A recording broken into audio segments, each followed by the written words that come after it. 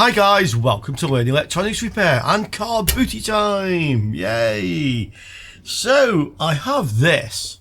This is not complete, by the way.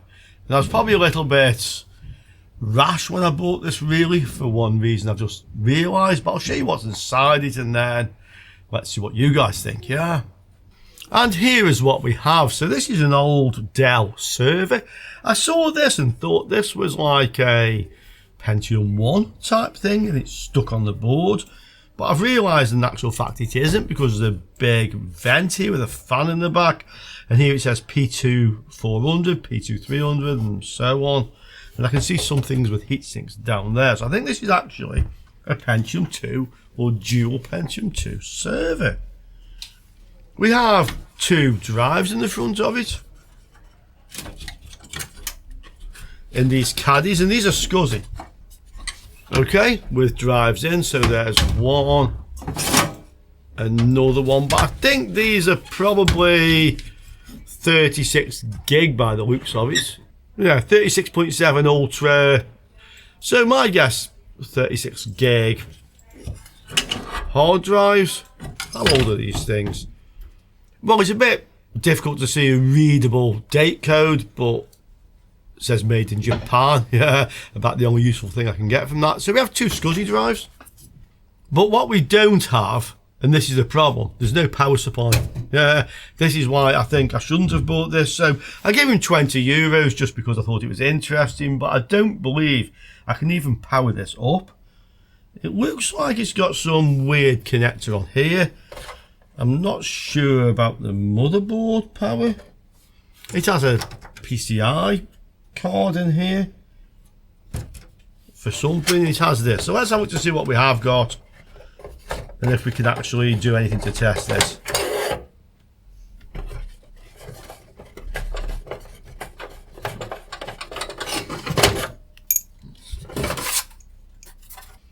And there we go. So we've got 4 strips of RAM. There's another RAM slot here. We have 2 processors on here, which are, I would say, P2s. It has what looks like a 24-pin ATX connector down there, then a 12-pin one, maybe a 12-volt one. That's the same as this connector by the looks of it. So this is not something I can just power up with what I have available, okay? The cabinet's in a very bad condition, so I think I'll get this board out. Let's get this stuff out. Let's get the add-on card out as well, the PCI card. And let's see if we have anything here that is like worth €20, yeah? So let's see what we have. The 2 SCSI drives. I probably could test these. I'm sure I have a SCSI card I could test them with. So I don't know if these are working or not, to be honest, right now. I have a few more SCSI drives on one side. Maybe I'll check them someday. This is just one of the PCBs out of the server, so not really useful for anything. This is the one that has the back plate for the SCSI drives, okay. SCSI cable, and this is a SCSI CD-ROM. Yeah, CD-ROM. CD3010A, maybe worth something actually. Let's have a look. Again, I don't know if it's actually working or not. I would have to use the same setup to test that as the hard drives. This is the add-on card. So this has a lot of pins in there. Yeah, big connector with lots of pins. What is this thing?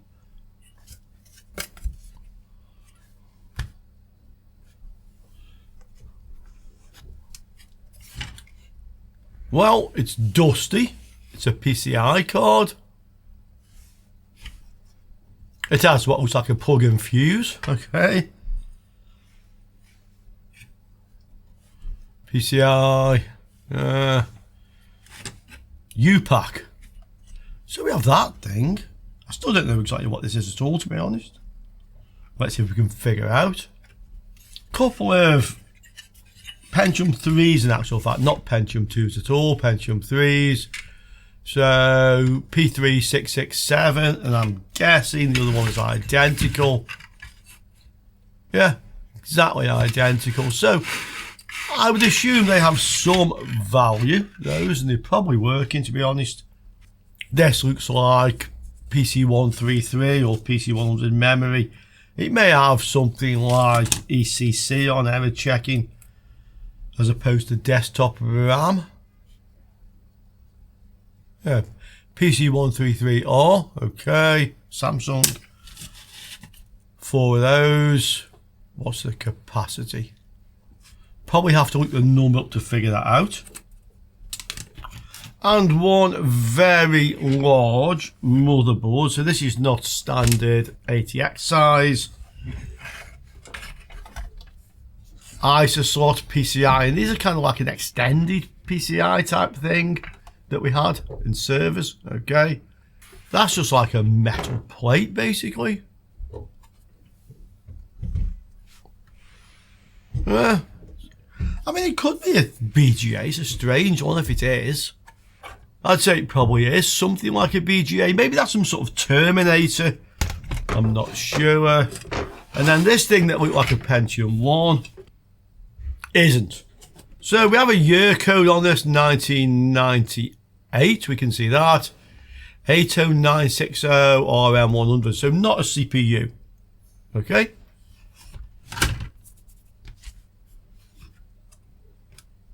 So the RAM, server RAM, yeah, people are offering this for sale, £17 for one strip. These are 512. I think mine is exactly the same as that one actually, yeah, so the 512 meg according to that. This one obviously is a very expensive one for some reason. But if you look at the sold listings, then there, yeah. If that's the same, £5 each, yeah. But one sold there for 30. This letter at the end is different. Mine says B2 on all of them. Okay. So they're kind of worth somewhere for the 4 of them between about £20 and 100. Yeah. I mean, it's hard to say. I think probably nearer to the 20. So that in euros is more than I paid for it. Obviously, the difference between pounds and euros easily covers the eBay commissions. So I suppose if I could sell the memory, and some does sell those for, I should have my money back. We'll stick in the sold listings and the P3667 processors. Similar price maybe. I suppose I have to put slot 1. Well, I see some Pentium 2 sold. That's a faster one. 933. I can't see any 667s. Oh, one sold there. Okay. That's sold. November. £36. So, if they're worth something like that, I have 2 of them. They're probably working. I would have to test them in another motherboard. But you could say there's £70 worth there. That's just based on what was sold. Okay. Oh, this is SL3XL. Another one was SL3KW. I wonder what the difference is. Different cache, maybe? Well, I'm on the listing. It doesn't say. I'm sure I could look it up from the SL code. But I can see that these type of Pentium 3s, these are the sort of prices they're going for. So, 25, 35 each. That's £50 to £70. And that seems quite achievable. The CD-ROM SCSI CD3010A, there are a number offered for sale, everything from £260 down to 41. Okay, so they're not rare. Does anybody buy these? Well, I don't see any sold, so I'm going to give that a value of 0 because I can't prove they're worth anything. Although I suspect it probably is worth something. But I can't quantify it, so 0 it is.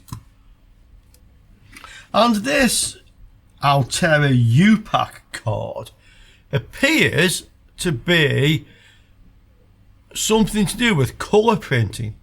Okay, colour printing. But I don't see any for sale, and I don't see any sold. So again, we can't attribute any value to that. And a little bit of Googling tells me the motherboard is this one, Dell PowerEdge 2400 motherboard. I got it from that number in actual fact, which is on the board. Out of stock, but they were only €10 anyway, so that isn't really of any value. Does eBay have any? Well, not exactly the same, no. So maybe £10, that's what it said. Again, with these Quantum SCSI hard drives, Quantum Atlas V 36.5, so these are 9GB ones. Those are some sold listings, so we can possibly assume they're worth about £20–30, say £30 as well. But again, I would need to test them. I do have a suitable card, I could do that. Okay, so I would say, based on that, I definitely have considerably more than my €20 worth here. But the easiest things to sell are going to be the two processors. And this could give me £50 to £70 just on sold listings. So let's say 60. Some of the other things, well, I'd have to test some. I would have to test these as well, but I expect they'll be working. Some of the other things, yeah, could sell, but they might take some time, not maybe quite so saleable. So not a loss. And I have another retro PC, so let's have a look at that one. And here we have it. So more of a regular PC this time. Silver and kind of metallic blue case. Owner PC. Couple of beige drives in. Multimedia computer system, okay. Space for a zip. It says zip on it, zip drive. So this should be retro. Joystick port. No onboard video card. 2 USBs. Yeah, this looks like at least an early Pentium 4 478 or older than that, maybe an AMD machine. Let's have a look to see what's inside this one. And we have okay, so AGP looks like a fairly generic graphics card with a small fan on it. 6 PCI, 1 CNR. Oh, it's a QDI motherboard. Platinix 2. This looks very much like a P4 to me. These capacitors are, yeah, these have all gone for sure. Hard drive in here, so this is basically a complete machine. Let's get all the interesting stuff out of here and let's have a look to see what we have. So we have QDI Platinix 2.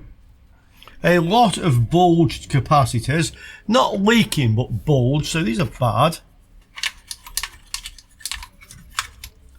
Well, actually that one looks okay, but obviously it's as old as the other ones, so it's going to fail. These are quite big chunky ones actually, these capacitors. What are they? Well, these are 16 volt 3300s.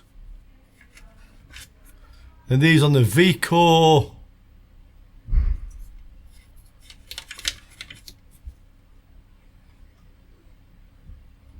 Look to be 6.3 3300s, okay? Yeah, I can sort of see the 300 there. Okay, so that's what they are.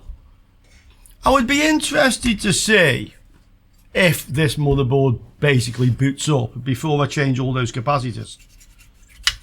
Because change them all and then it still doesn't work, well, you've used the capacitors, yeah. I mean, you can always unsolder them, they'll have short pins on them, but you could. So let's try an interesting experiment. I can see there's 10 of these and I'm pretty sure they're all going to be in parallel. So we have 1, 2, 3 phases. Well, actually that doesn't divide, does it, very well? 2 on that one, 4 on that one, 4 on that one. Seems a bit of a strange combo, but hey, who knows? So what I'm going to do is I'm going to measure in circuit the capacitance. I'm kind of guessing, we'll soon find out, if these are in parallel with these. All in circuit together. I mean, what should we have? If the 3300 each, they should go to 33 millifarads and they should go over range basically, because 20 millifarads is the full range, okay? I probably need my long sharp probes. Let's get them all in parallel. What do I have here? Well, That's reading about 6. Yeah, that's less than I expected.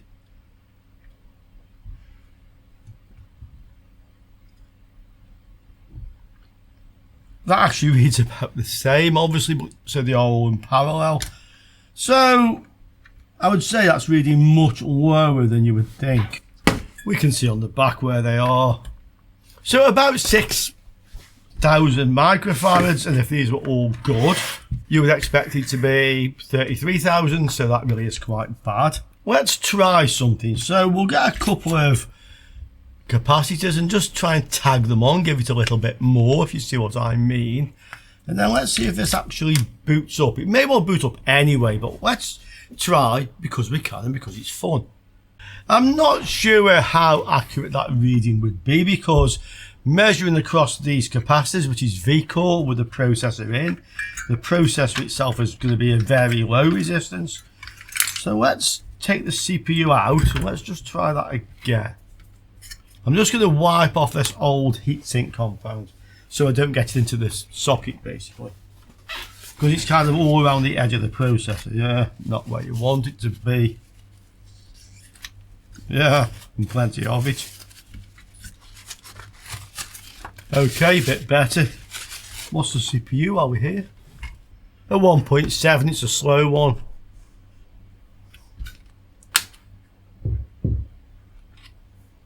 Okay, take that out. What do we see now? Well, not much difference. So that wasn't actually making a lot of difference. Interesting. Yeah, but we've learnt something at least. I've just checked the polarity. So the negative is the white stripe on this one, and it's towards the back. Okay. Looks like I'll have to cut these to the same length, but that's not an issue if I wanted to use them. Okay. Try like this.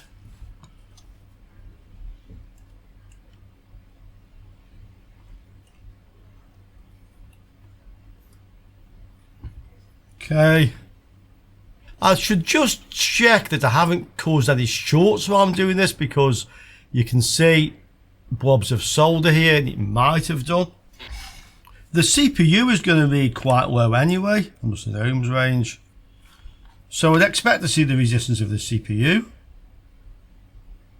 And I do, so I haven't made any short. Yeah, I've not caused a short.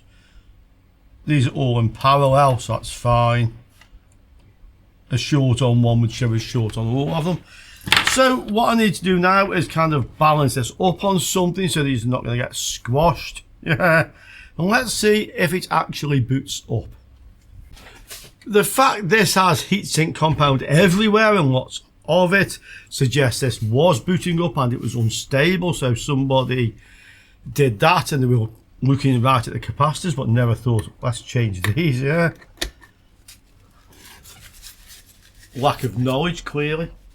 What I should do is just check for shorts on the high side MOSFETs, because sometimes when you have bad capacitors it blows the MOSFETs. Let's see, so from the 12 volts to ground, well, one side is ground anyway, and the other side, yeah. Oh, that's a bit low. Is that reading the CPU? Let's see.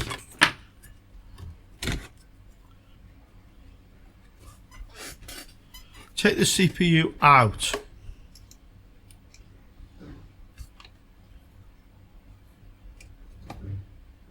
Ground. It's now increasing.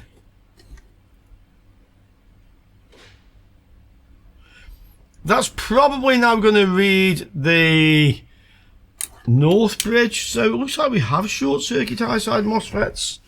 We can tell by measuring from where the 12 volt comes in.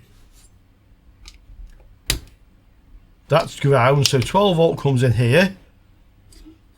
And we measure, that should go to the tab of at least one of these because it's a 12 volts. But it shouldn't go to the tab of the other one. And it does, look. It goes to the tabs of all of them. Yeah. So this board has high side MOSFET short as well.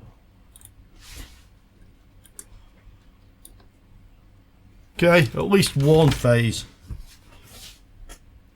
So guys, we've saved ourselves some pain here because I should have checked the short on the high side MOSFET anyway. I probably would have done, but I was just distracted by the other thing. We haven't wasted any capacitors by doing what we've just done, and we know full well this has a short on the high side. So this could be repaired, I guess. I mean, we'd have to just track which phase was a short. I would need the correct MOSFETs or something suitable. These are upside down. 95N03, okay.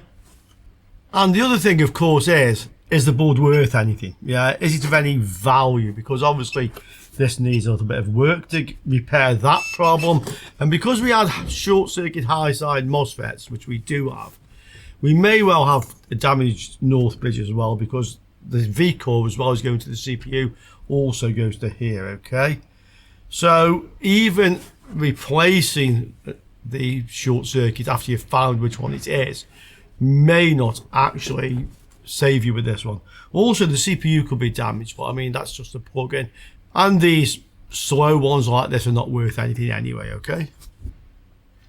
Well, I don't see any sold ones. I mean, ones like this, the Advanced 10F with the ISA slot, fetch good money. I mean, that one went quite cheap, we can see there, okay? So they can fetch some good money. But I don't see this model sold. How about for sale? Well, somebody wants £150 for one, but that seems really excessive compared to the similar motherboards with ISA that have sold. Yeah, I don't see it being worth that sort of amount, to be quite honest, okay? My better guess is more like £30 or £40. The graphics card from this one, AS200/400, what is that? Holtec. It's not worth much, I think. Well, you know, trying to find that even in Google, I'm not really finding anything. Yeah, drill stands and such like. Yeah. Nothing in eBay either.